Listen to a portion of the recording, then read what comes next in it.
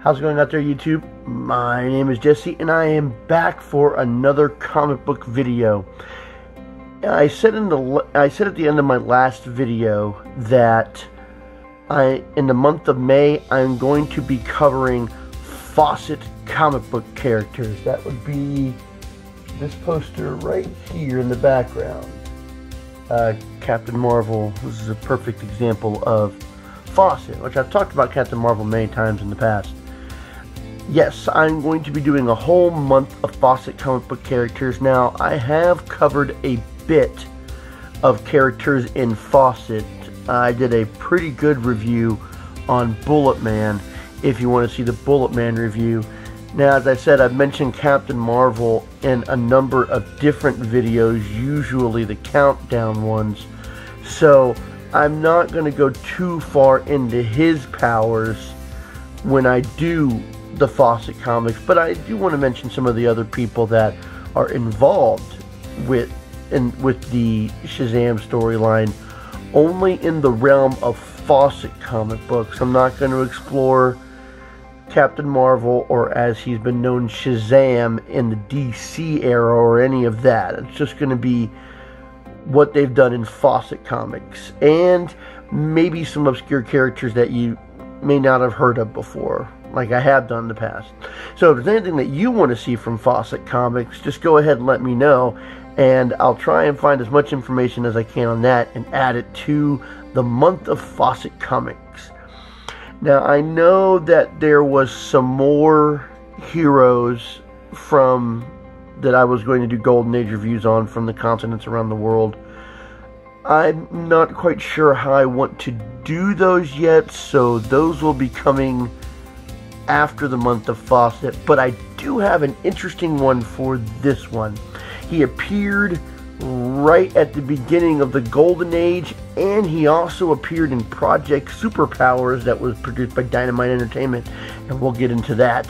This Golden Age review is going to be on The Target and the Targeteers. The Target, Niles Reed, first appeared in Target Comics number 10 in 1940. The publisher was Novelty Press, and he was created by Dick Hamilton. Now, his partners, I said Targeters, but they might be the Targeteers. I'm not quite sure. Target with E-E-R-S. I'm not sure what the proper pronunciation is, but there it is.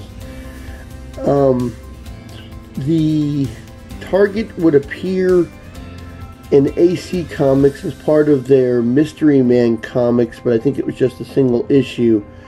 The AC Comics loved to use public domain characters. Also, he would appear in the pages of Project Superpowers, and we will get to that. In his debut issue, Niles' brother, Bill, was thrown into jail, and he was wrongfully convicted of murder and sentenced to be executed. So Niles created a costume that was bulletproof, I believe it was also fireproof, to break his brother out of prison. He put a big bullseye on his chest, so that's where people would aim if they saw him. During the jailbreak, his brother would get killed, and he would take care of the gangsters who was responsible for Bill landing up in prison to begin with. After that, he would continue to fight evil as the Target. Shortly after Target's debut, he would team up with some business associates, Dave Brown and Tom Foster, who were both orphans, and they were orphaned by criminals, so criminal activity caused them to become orphans. They would become the wide-cracking sidekick, the Targeters.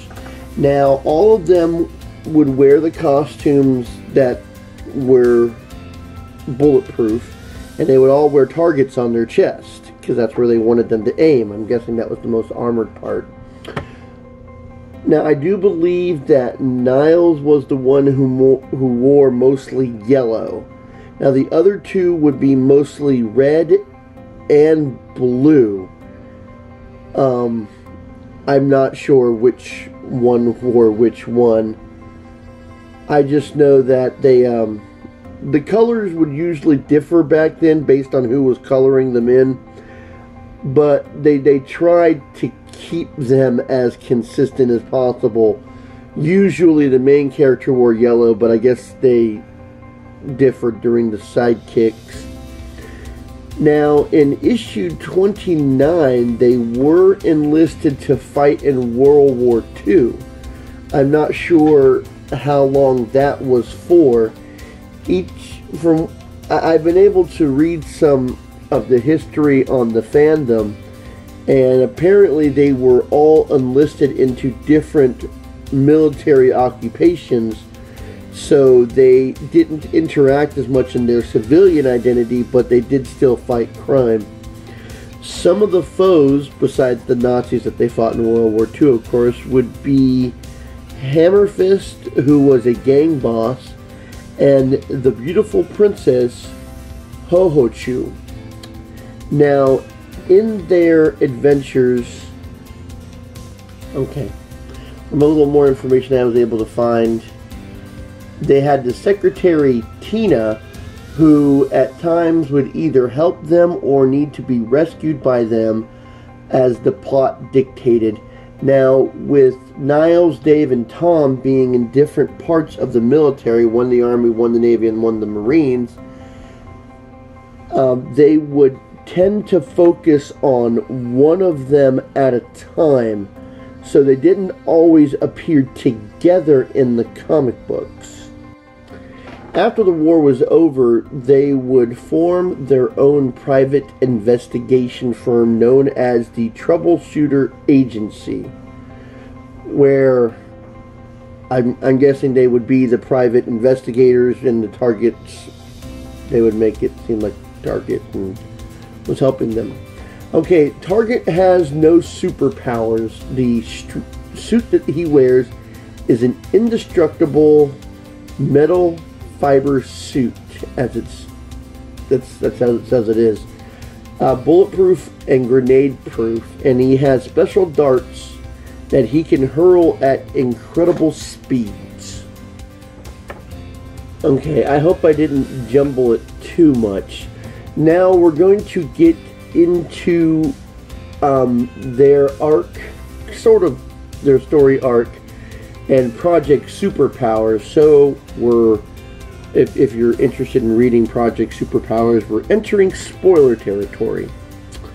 Now, the Target was not one of the main focus characters in Project Superpowers, but he did appear. Now, apparently the Fighting Gank, who I have gone over before, when I covered the Fighting Gank, trapped the Target and the Targeters in Pandora's urn, or Pandora's box. Later, when they would be free, they apparently underwent a transformation while inside the urn, and they were able to move at incredible speeds. They were linked together.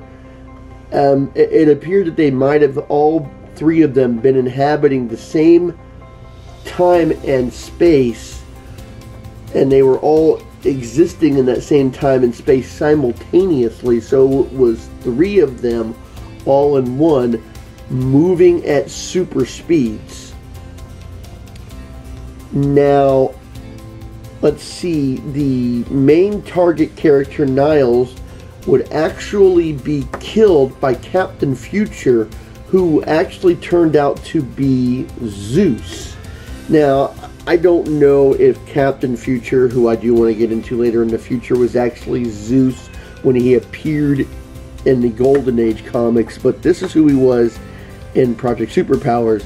Zeus killed the Target along with one of the other heroes, and in a couple of issues later, Niles actually came back, and they suspect that the urn might have made him immortal.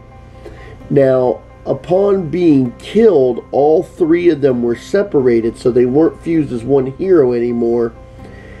Now, the target, Niles, has super speed on his own. Now, they didn't really get largely into their powers after that, whether the other two still regained the powers of super speed, but we know Niles did. Let's see.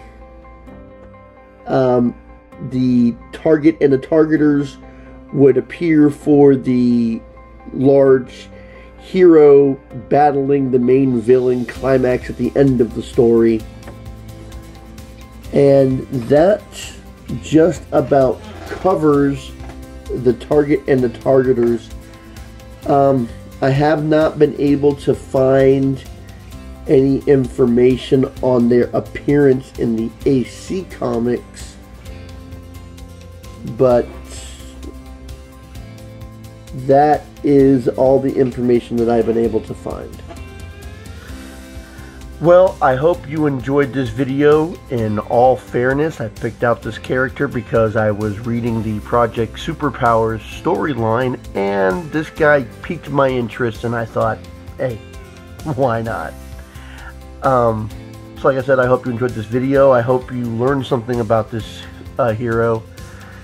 And like I said, Fawcett Comic Books is coming in the month of May. This should be the last video for this month, so it should start with the next video.